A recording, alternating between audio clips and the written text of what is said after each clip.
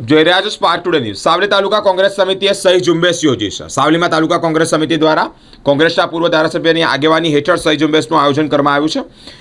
સાવલી નગર પ્રવેશદ્વાર પાસે સમિયાનું લગાવી વોટ ચોર ગંદી છોડના સૂત્રોચ્ચાર અને પ્લેકાર્ડ બેનર સાથે સહી ઝુંબેશનું આયોજન કરાયું છે। કોંગ્રેસ સમિતિ દ્વારા આ વિશેષ આયોજન કરાયું છે। કોંગ્રેસના પૂર્વ ધારાસભ્ય કુમાનસિંહ ચૌહાણ, કોંગ્રેસના તાલુકા પ્રમુખ શાદિક અલી સૈયદ, તાલુકા પંચાયત સદસ્ય ડૉક્ટર પ્યારે સાહેબ રાઠોડ, હસમુખભાઈ પટેલ, મહેશભાઈ પટેલ, યુનુસ શેખ સહિતના કોંગ્રેસના કાર્યકર્તાઓ ઉપસ્થિત રહ્યા છે। રાહદારીઓને રોકી સહી ઝુંબેશ ચલાવવામાં આવી છે। કોંગ્રેસનો ખેસ પણ પહેરાવ્યો છે। અનેક લોકો જોડાયા છે। કોંગ્રેસના પૂર્વ ધારાસભ્ય કુમાનસિંહ ચૌહાણે ભાજપને વોટચોર ગણાવી ચૂંટણી પંચ સહિત આક્ષેપ પણ લગાવ્યા છે।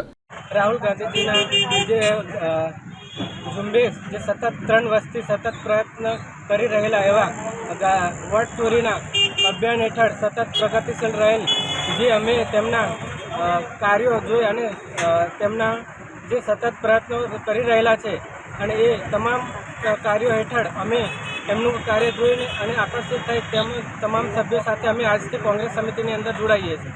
આપનું નામ? ગોહિલ પ્રતાપસિંહ બળવંતસિંહ। સાવલી તાલુકા કોંગ્રેસ સમિતિના ઉપક્રમે આજે ગદ્દી ચોર વોટ ચોર ગદ્દી છોડ કાર્યક્રમ હેઠળ સમગ્ર ગુજરાત અને દેશની અંદર રાહુલ ગાંધીજીએ બિહારની અંદર મોટે પાયે ડુપ્લિકેટ મતો મતદાર યાદીમાં ભાજપ દ્વારા દાખલ કરવામાં આવ્યા છે એની તપાસ કરતો બહુ મોટું એક કૌભાંડ બોગસ મતોનું બહાર આવ્યું છે। પ્રદેશ કોંગ્રેસ સમિતિની અંદર પણ પ્રદેશ કોંગ્રેસ સમિતિના પ્રમુખ શ્રી અમિતભાઈ ચાવડા સાહેબે નવસારી અને સુરતની અંદર કાર્યકરોને મોકલીને નવસારી લોકસભા અને સુરતની વિધાનસભામાં તપાસ કરાવડાવતા ત્યાં પણ 40,000 વોટ બોગસ મતદારો નોંધાયાનું બહાર આવ્યું છે।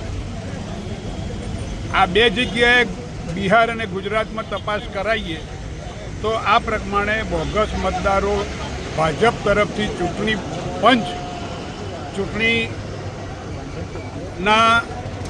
જે રિટર્નિંગ ઓફિસરો હોય એ બધાના મિલીજુલીથી આખું એક વોટ ચોરીનું કૌભાંડ પકડાયું છે। ત્યારે આ રજૂઆત વિરોધ પક્ષના નેતા તરીકે રાહુલજીએ ચૂંટણી પંચ અને કોંગ્રેસે ચૂંટણી પંચમાં રજૂઆત કરી, તેમ છતાં પણ આવી કોઈ ચોરી થઈ નથી અને જે ચૂંટણી મતદારોની પ્રક્રિયા છે એ પ્રક્રિયાના ભાગરૂપે જવાબ આપીને બાય ચારણી કરીને ચૂંટણી પંચે આખા મુદ્દાને અવળા માર્ગે લઈ જવાનો પ્રયત્ન કર્યો છે। ત્યારે એવા સંજોગોની અંદર એક તરફી શાસન, એક તકરી શાસન આખા દેશની અંદર ચૂંટણી પંચ ભાજપના ઇશારે કરી રહ્યું છે, RSSના ઇશારે કરી રહ્યું છે।